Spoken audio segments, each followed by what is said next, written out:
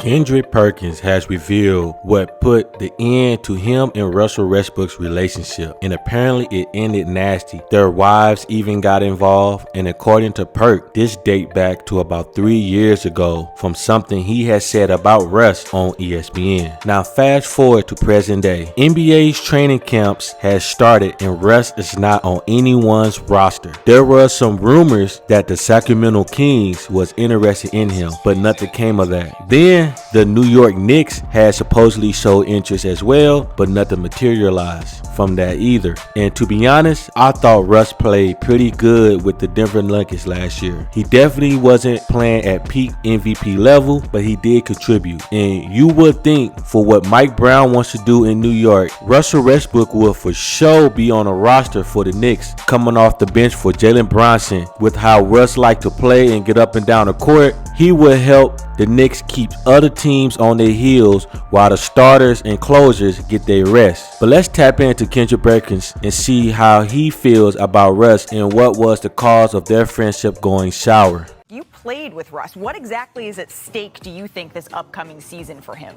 It's a lot. And I'm not talking about his past. Listen, we already know that Russell Westbrook is a future first ballot Hall of Famer. We already know that Russell Westbrook, in my eyes, is a top 25 greatest player to ever play the game of basketball. But when it comes down to this particular moment, and it comes down to Russell Westbrook coming into this particular season and looking into the future, this is a make or break moment for Russell Westbrook. And when I see it, I'm looking at it and I'm saying, look, Russ, this season right here is going to determine your future. And when I say the future, I mean we could really witness Russell Westbrook go from making $47 million to $48 million a year, being one of the highest paid guys in the league, to actually playing for a veteran minimum if he don't show the rest of the NBA that he's willing to sacrifice, that he's willing to put his pride aside, that he's willing to take a lesser role. If Russell Westbrook could come out and be efficient, take a lesser role, put his pride aside, then guess what? He's going to extend his future. He's going to get a bigger payday than a veteran minimum. But if not, he's treading in deep waters. And look, Russell Westbrook could possibly be out the league if he's not careful and not put his pride aside. Do we realize that training camp started and Russell Westbrook is not on the roster? I'd like to believe that that's by choice. He's waiting for the right opportunity or the one.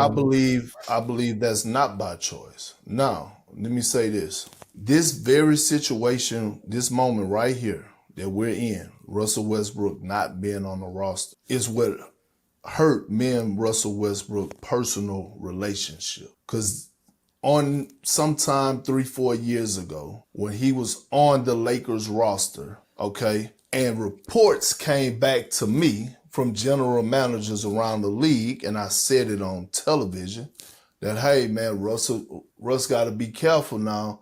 The rumor is word around the league is that if he don't be careful, temper it down, he might find himself out the league. Okay, this is what I said. After that, I get a long paragraph from his wife, Nina. She reads me her rights, or thought she did. I thought you would never turn your back.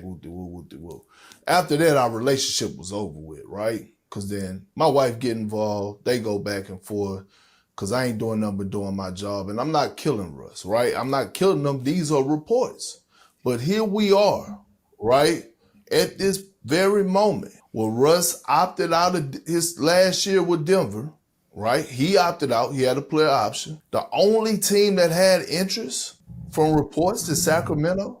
And here we are starting the season, and Russell Westbrook is not on the roster. Do I believe he should be? Absolutely. I think he should be on the Milwaukee Bucks right now. I really do. But the reality is that for the first time in probably the last 15 years, Russell Westbrook is not on a roster. Crazy. Russell Westbrook is a tricky one because usually a player of his status who is on the later side of their career usually have a hard time putting their pride to the side and taking a lesser role. Just look at how they treated Carmelo Anthony on his way out. And on my personal opinion, Russ is a player that you gonna have to understand as an organization and head coach. There are going to be some nights where you love him and he plays great, great, and there's going to be some nights where you're going to be scratching your head wondering, what is Russ doing out there? And because Russ plays with so much energy, whether he's playing good or bad, it's hard not to find time for him to be out there on the court. I've always said this, even back when OKC had Durant and James Harden, that Russell Westbrook needs to play with a team full of scrubs that can shoot and play defense. And he proved me right once Durant left Oklahoma. That is when we seen Russell become